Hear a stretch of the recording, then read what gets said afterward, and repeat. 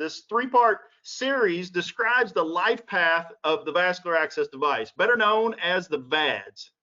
Each week, we'll be talking about a different component: inserting, securement, management of the device. This week, we're going to talk about insertion specifically, central and peripheral, including device, site, and vein selection. And we can't forget our tip location. And we're just going to touch on aseptic non-touch technique. If you haven't heard that term yet, you definitely need to become familiar with it.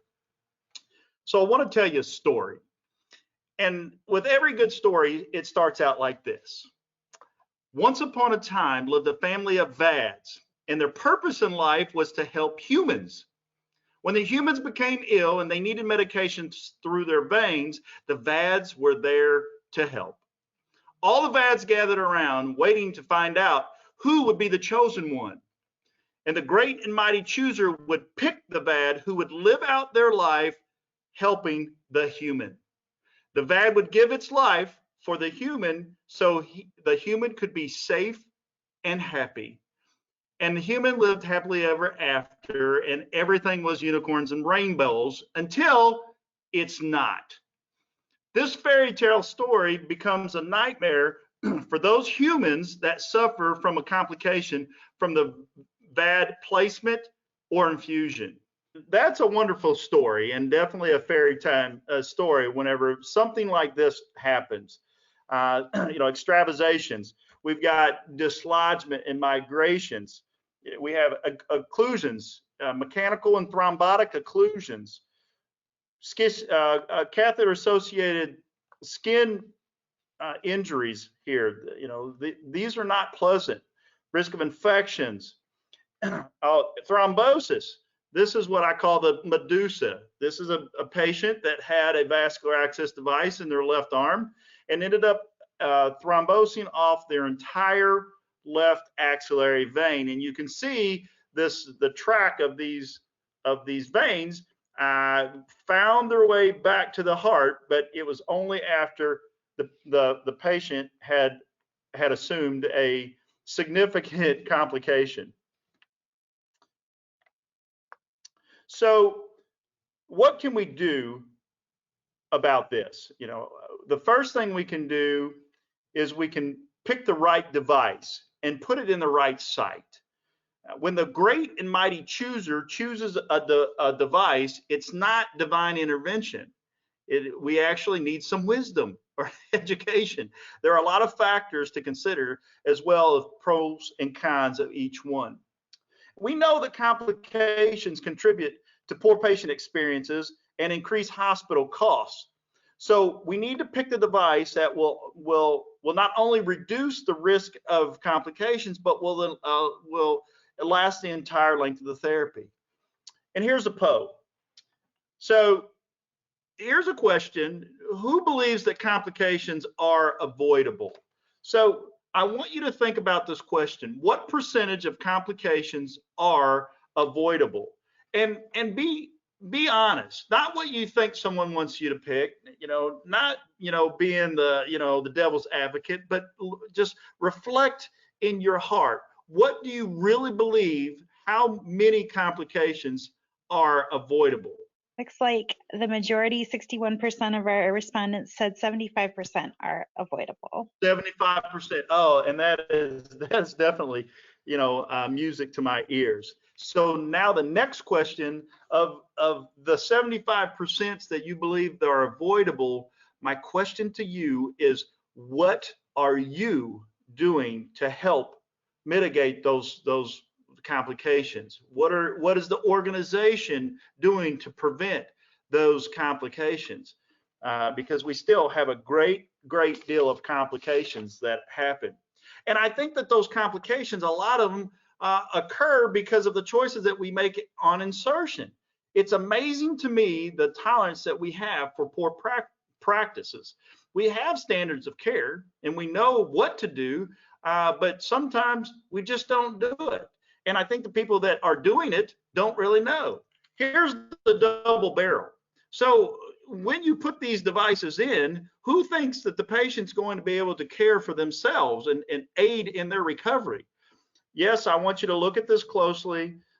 This is 3 peripheral IVs in a shoulder-ish, but don't forget this one here, it's truly in the armpit. This is the armpit axillary vein that we are putting that peripheral in.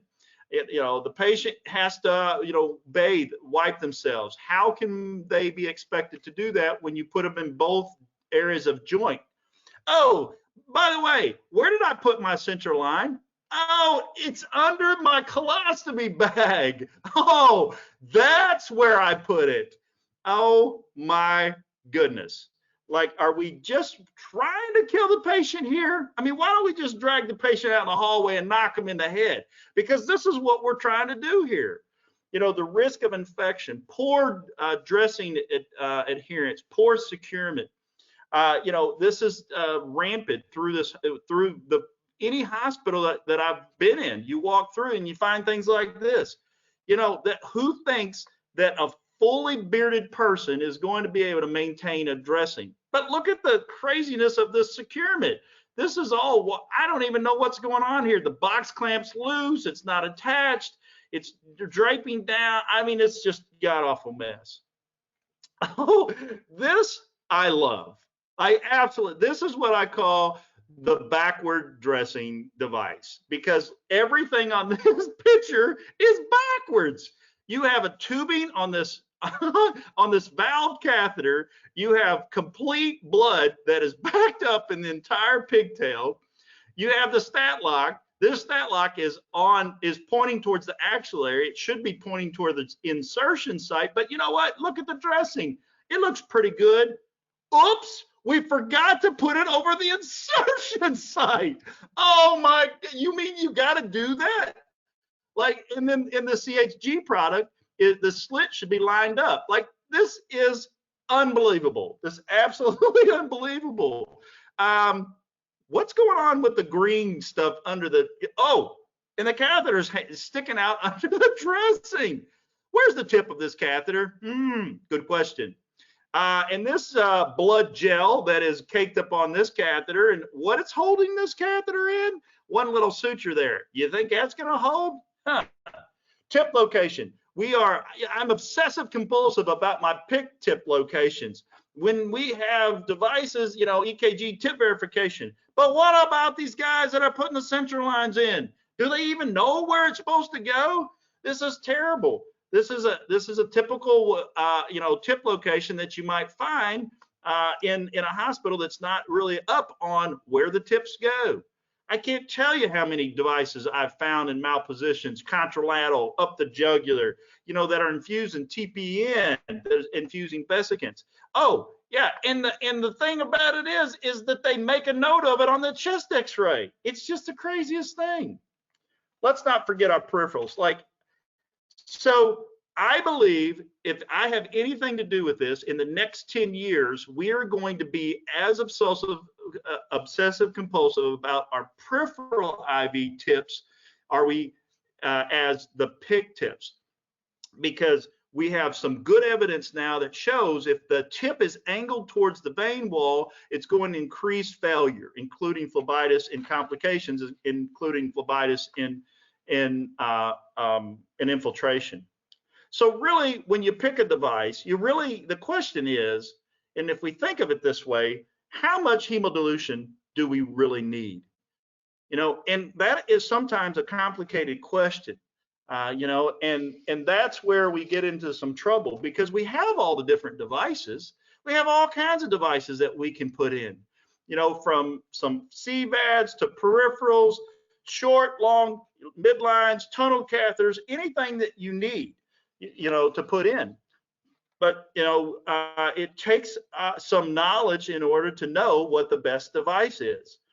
So what we really need is, and it's not just one technique or one device or one product that optimizes vascular access in infusion, but it's the properly educated, competent, and proficient in healthcare providers who are a part of a systematic, standardized method of caring for patients with vascular access devices. Yes. Thank you all. Thank you. Thank you. If we could only get to that point, you know, and that's really the point is, you know, there's a huge knowledge deficit. So our insertion sites, it really matters. About 10 years ago, and probably a lot of you have heard about this, the PIC zone insertion method. Rob did a study. It was a pretty small study, but really it echoed across the globe, and it was about PIC insertion in the ideal zone, the green zone. Let's go here. Let's stay away from the red zone. This is close to an area of flexion, where when if you put a line in a patient's upper arm and you bend their arm in the dressing or the tubing is involved in that bend, you're in the red zone and you need to realign yourself on the next insertion. The yellow zone is, let's use caution with this. You know, on the upper arm, we've got more bacteria in the axillary. We have moisture, you know, higher risk of skin colonization and whatnot. So we've taken this model, and over the last 10 years, we've applied it to all different types of devices. So for peripheral IVs in the forearm, in the upper arm, let's stay away from, you know, and then the neck and in the thigh even. The site selection for central lines in the neck, this is a good example of the green, yellow, and red zone. Red zone is high in the neck, where the tails are turned up. You know, you can't keep a dressing on like that. It's uncomfortable for the patient. It's affected by the movement of the neck. We have to go low lateral approach in the green zone at the bottom of the base of the neck, right above the clavicle. We need to turn the tails down and secure it to a flat, stable surface. So the dressing is away from the movement of the neck. And this is what we want it to look like. Now, when you look at this device and the dressing, you think this is probably helping to prevent infection. There's very little movement. The dressings are all down. For the chest and axillary, this really is the preferred insertion site. You look at various guidelines and standards of practice, and this is where the preferred area. But the inserters are afraid. They're afraid of pneumothorax. But what they really should be afraid of is CLABSI. Because when you look at how many people die from pneumothorax and how many people die for CLABSI, there's no comparison. There's absolutely no comparison. So for the peripherally inserted central line in the upper arm, it's a little above halfway. I showed this diagram earlier. This is what we want the dressings and the sites to look like. You've got the bend of the arm. When they bend it up, you see it's almost bent to 90 degrees. It's not even involved in that dressing. So if you're not doing femoral lines, this is something that you really need to get on board with. This is becoming very common practice. There's lots of publication on this. There's even a publication that you know describes how to do this and the best approach. And it's out of the groin, and you see this red, yellow, and green. And what ends up happening is it's out of that inguinal canal. It's you know the doctors love that, where they can feel the artery and then they go just to the side of that artery. But it's dirty. It's dirty, and it's difficult to maintain. You know, these are the lines that really have in the last 5 years have made a real difference in vascular access. If it's not indicated, you know, to go in the upper arm, you've got a contraindication, bilateral mastectomies. You've got, you know, the patient may not even have arms, you know, or so contracted that you can't even get to the arm. You know, these are viable, really safe lines to put in. Peripheral veins. Oh, this is where my passion is in the last couple of years has really come. You know, we have short, long, midlines are all considered peripheral catheters, and you see the breakdown on the diagram. You know, we want to avoid the areas, we want to just stop in the hands and wrists, unless it's a very short, you know, infusion, where the patient isn't going to be trying to participate in their care, outpatient infusion, home care, blah, blah, blah, blah, blah, that kind of stuff. But if anything that's inpatient, especially on the adult side, we really want to try to avoid, to just stop placing them there. We have the ability to place them better locations. In the antecubital fossa, the median cubital vein, the median cephalic vein, all of these, there's more risk involved in those. The benefit is there's typically a big vein there, but that area of flexion really, wreaks havoc on the insertion site and the complications. Note, I did not mention extended dwell catheters. This is a marketing term, and it is really not useful in describing clinical applications of these devices.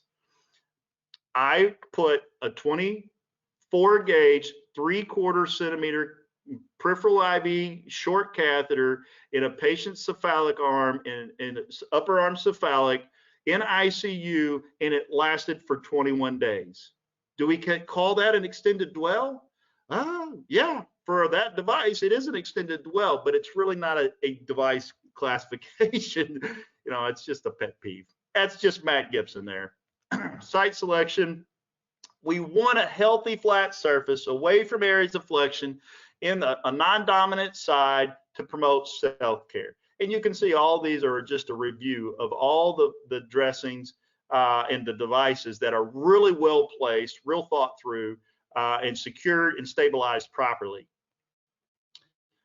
We want to avoid areas of these. This is from the standards of practice. So avoid compromised skin in those areas, extremities with infections, any area that has pain on palpitation. Let's try not to cross that antecubital fossa, and let's try. And this is, I'm probably preaching to the choir here, but ER nurses are just so proud of those veins, in the shoulder and the boob vein, and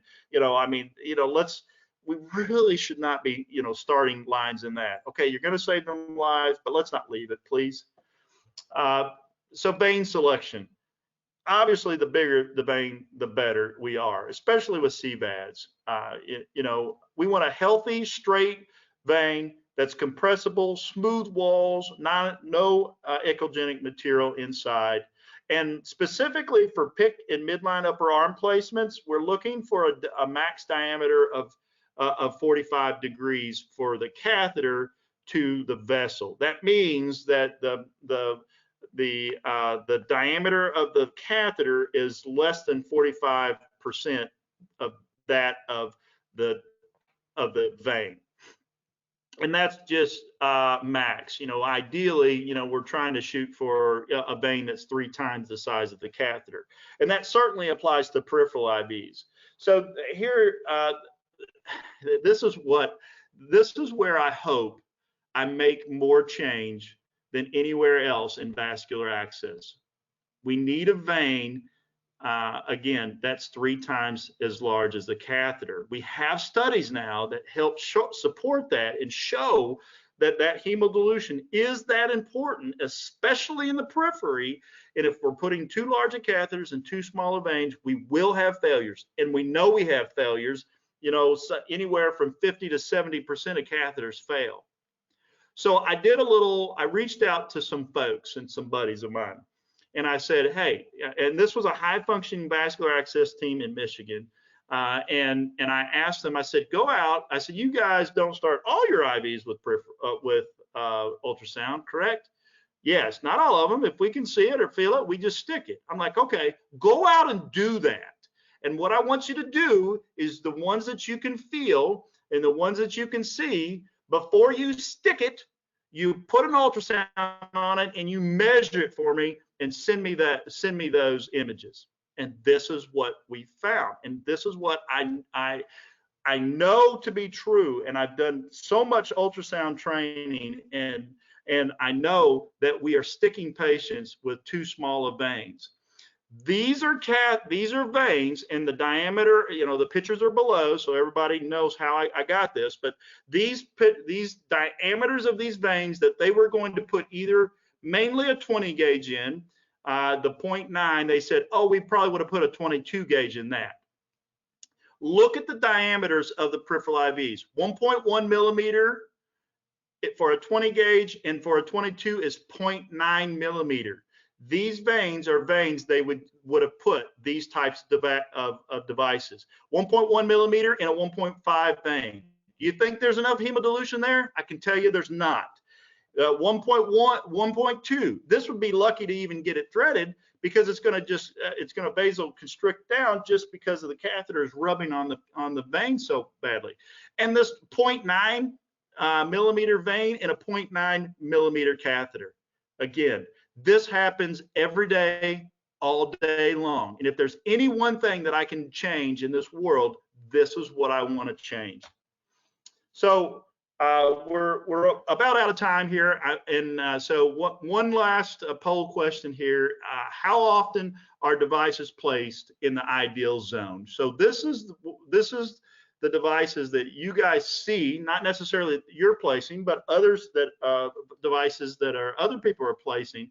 How often do you believe they are placed in the most appropriate ideal insertion site? The poll results, and I'm curious. I'm very curious in this, because I have a number myself. So the majority are at 25%, but it's pretty close with 50%. 25 to 50%, and I agree with that. I agree with that. It depends on the facility, but I have seen anywhere from 25 to 50%. But this is, listen, and we wonder why these devices are placing. If we don't get to the inserters, we're never going to make a real change on this. The last thing, and this will take literally 20 seconds, if you don't know about aseptic non-touch technique, you should. And if I was live and in person, I would ask everybody that has heard of this to raise their hand. If you're not raising your hand, I would shame you right now, because this is now in our standards of practice. And this really takes out that whole thing of, is it a clean procedure? Is it a sterile procedure? Is it an aseptic technique? I do a whole lecture on this particular idea. And it's somewhat confusing. Here is the nuts and bolts of this technique. You have a key site and you got key parts, and you have to prevent contamination of those components. And there's a few other aspects of that framework, but that's the nuts and bolts. I believe that every person, or every facility rather, in their policy, you need to spell this out. What is a key site and what are the key parts? That way, no one can, if there's contamination, it's very, very, very clear. So go on to the antt.org website. You can see all about this. There's a whole program, doesn't cost anything, to look over what they got, and it's fantastic. So that's all I got for you guys today. We're right at the 30-minute mark. I'm happy to stay on to answer any questions if you have it. Thank you so much, Matt. We appreciate it. What a great informative presentation. As you said, there is just a couple of minutes for the questions that have been submitted. Thank you to all those that have submitted questions. We have time for just one or two. Matt, are you ready for a question? Sure. Let's see. Matt, can you recommend some effective no-fail techniques and tools for vein finding? No fail for finding a vein. Well, we have the two major visualization apparatuses is ultrasound and near infrared. And a lot of people I've seen more and more are using, that don't want to invest in the time to train people in ultrasound, are investing in near infrared. This little, and everybody's got one that places lines, my little feeler finger. If you can't feel it, even though you can see it, I don't believe we should be sticking it. And these devices are the tools that we need to really expand the proficiency of that practice. You know, I absolutely believe that the little blue shadow that we see, if we can't feel this, and I'm trying to figure out how that we teach people this, but if you can't feel it, there's not enough hemodilution there, and you're going to end up you know, causing the choice you made as an inserter caused that failure.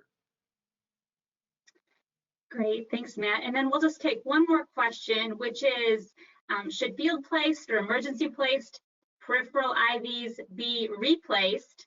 And if so, when should they be replaced? Emergency placed, you know, it's how you define emergency placed IVs. If you don't prep the skin, save the patient's life, and then put it in properly. That to me, I define emergent is not taking the time to, it's about the procedure, not about the urgency of the line placement.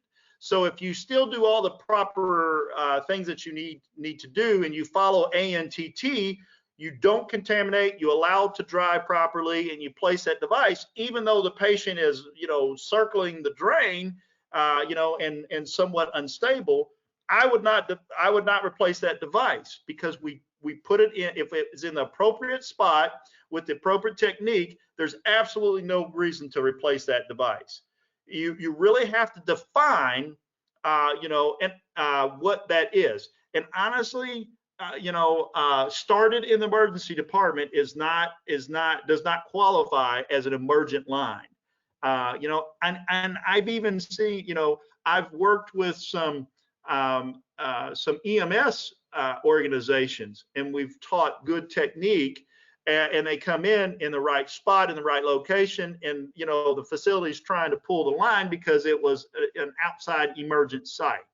It was an ambulance site. Well, you know your ambulance people, you know your technique, you know, invest in their education, you know, so that you don't have to re-stick the patient, you know. So just an idea. Yeah, perfect. Thank you. Well, with that said, we are at our time. So thank you so much, Matt. We really appreciate your knowledge and your expertise that you've shared with us today. On behalf of all of us at Eloquest Healthcare, we'd like to thank all of our audience for attending this Wednesday workshop. We would like to invite you to join us for the next session in the series on superior securement, which will occur Wednesday, May 11th at 2 p.m. Eastern. And the third and final in the series, Mastering Maintenance, will be on Wednesday, May 25th. We thank you very much for your time, and have a wonderful afternoon. Bye-bye.